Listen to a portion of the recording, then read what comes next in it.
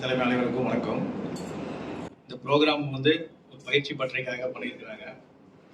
இது வரவேற்கிறதுல கோவை மண்டல ID team பெருமிதம் கொள்கிறது.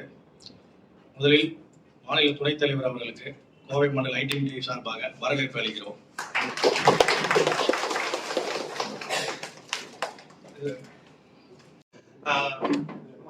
சில அணிகள் தான் இன்னும் களப்பணிகள் இருக்கு. சோ மகளிர் அணி, இளைஞர் அணி, மாணவர் அணி, அவங்க எல்லாம் இன்னும் களத்துல போயிட்டு அந்தந்த மாணவர்கள் அணினா மாணவர்களை கொண்டு சேர்க்கிறது, மகளிர் அணினா மகளிர்களை அந்த மாதிரி அவங்க களப்பணிகள் இருக்கணும். ஆனா ஊடகமும் சமூக ஊடகமும் மட்டும்தான் அனைத்து கட்சி நிர்வாகிகளையும் நம்பி இருக்கு. அதனால நாங்க ஒரு பிரிவு, நாங்க ஐடி விங்ல இருக்கோம், 4 பேர் இருக்காங்க, அவங்க வேலை செய்வாங்க அப்படின்றத தாண்டி எல்லாரோட ஒத்துழைப்பும் இருந்தா இன்னும் நம்மளோட குரல் நல்லா கேட்கும், ஓங்கி கேட்கணும் அப்படின்றதுதான் சின்ன கருத்து. அதுக்காக தான் இன்னைக்கு நம்ம இந்த பயிற்சி பற்றி ஆக்சுவலா ஒரு முயற்சியா எடுத்திருக்கோம். இதுல என்ன எதிர்பார்ப்பு அப்படின்றதும் இந்த இன்னைக்கு தெரிய வந்துடும். ஆனால் சமூக ஊடகத்தின் தாக்கம் அரசியல், இப்ப நம்ம எல்லாமே அரசியல் செய்ய வந்துட்டோம். எப்படியும் நம்மவருக்காக இந்த போர் தொடுக்கணும்னு முடிவு பண்ணிடும். அப்படி இருக்கும்போது இது எப்படி சிறப்பா செய்யலாம்?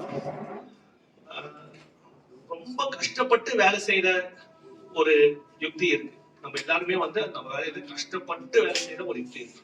அப்புறம் சாமர்த்தியமா வேலை செய்யற ஒரு யுக்தி இருக்கு. ஓகே, இங்கிலீஷ்ல சொல்ல போனோம்னா hard work versus smart work அப்படின்னு இருக்கு. பேசப்படும். அதை வைத்துக் கொண்டு மட்டும்தான் மற்றவர்கள் நம்மளை பார்க்க எப்படி என்பதை அந்த இடத்துல பூத் கமிட்டி மிக மிக முக்கியமான ஒன்று. அதற்கு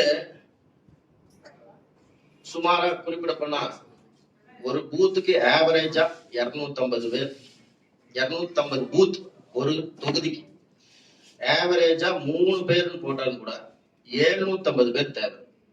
அதற்கு நம்ம என்ன செய்யணும்னா புது புது ஆட்களை உள்ள வர வைக்கணும். நம்ம கட்சிக்குள்ள பொறுப்புகள்ல வர வைக்கணும். அதுக்கு என்ன செய்யணும்? தொடர்ந்து நம் மக்களிடம் சென்று மக்களை நம்மளை தேடி நம்ம மூலியமாக பயன்பெற்றால் மட்டும்தான் நம்ம கட்சிக்கு நம்மளை நம்பி உள்ள வருவாங்க. சோ அதனால மக்கள் பணியை செம்மையாக எப்படி செய்வது, இதையெல்லாம் நோக்கி புது புது பயிற்சிகள் மேற்கொண்டு நடைபெற உள்ளது. அனைத்து மாவட்டங்களிலும் நடைபெற உள்ளது. இது மெயினா எதுக்குன்னா, களத்துல மாவட்ட செயலாளர்களும் அது கீழே இருக்க நிர்வாகிகள் அனைவரும் சிறப்பா செயல்பட்டு இருக்கோம்.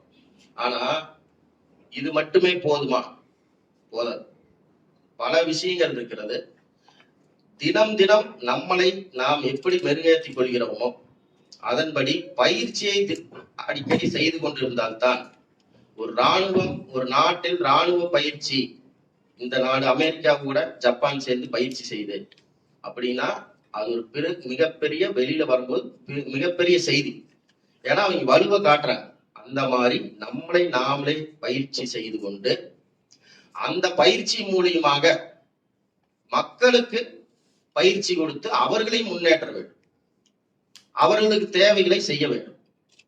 அப்பொழுதுதான் நம்ம ஜெயிப்பு நோக்கி போவோம். இதுல கடந்த தலைவர்கள், கடந்த கால அரசியல், நிகழ்கால அரசியல், எதிர்கால அரசியல், இதையெல்லாம் நோக்கமாக கொண்டு இந்த பயிற்சி பற்றி இயங்கும்.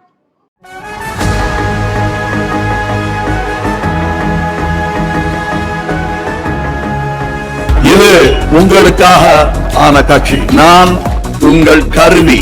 இந்த கட்சியின் பெயர் மக்கள் நீதி மையம்.